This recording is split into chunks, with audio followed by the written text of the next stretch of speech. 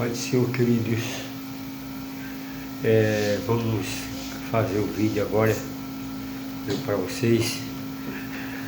A paz do Senhor para todos.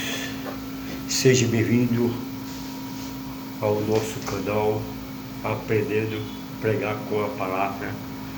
Eu quero trazer uma breve palavra de um versículo muito conhecido que está no livro de Romanos, que diz assim: mas o que diz a palavra está junto de ti, da tua boca, no teu coração. Esta é a palavra da fé que pregamos. Veja que a palavra do Senhor, ela está junto do nosso coração, junto de nós, no nosso coração. É ela que nos fortalece, ela que nos livra de todo mal. O salmista disse: guardei a tua palavra no meu coração para não pecar contra ti. A palavra do Senhor, ela é poderosa, ela é mais penetrante do que a espada aguda de dois gumes. Ela penetra até a divisão da alma, juntas e medulas.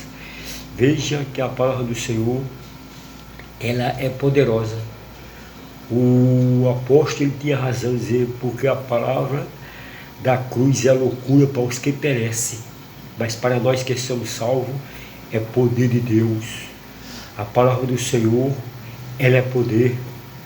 Aí o escritor dos Hebreus diz que ela penetra até a divisão da alma, juntas e medulas, e é hábita para discernir o coração, do pensamento, melhor dizendo. Veja que a palavra do Senhor, ela tem poder, porque a palavra ela está junto de ti, da tua boca, no teu coração. Esta é a palavra da fé que pregamos.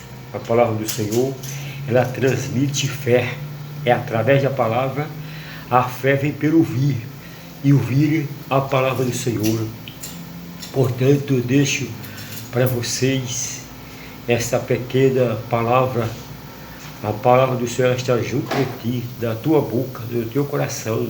Esta é a palavra da fé que pregamos. Ainda a palavra do Senhor, ela é poderosa. Diz que não é a minha palavra como fogo, como martelo que esmiuça a pena. A palavra do Senhor, ela tem três funções específicas. Ela penetra até a divisão da alma, juntas e medulas. Se o coração for de pedra, a palavra do Senhor esmiuça. Se o coração for de papel, ela queima. E se for de carne, ela penetra. Quer dizer, ela corta até a divisão da alma. Portanto, queridos, eu quero deixar para vocês, nesse dia, esta breve palavra.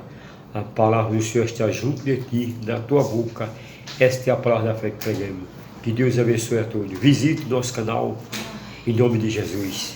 Amém? Se você ainda é inscrito, se inscreva. Eu peço, inscreva-se no nosso canal. Amém? Que Deus abençoe a todos, em nome de Jesus.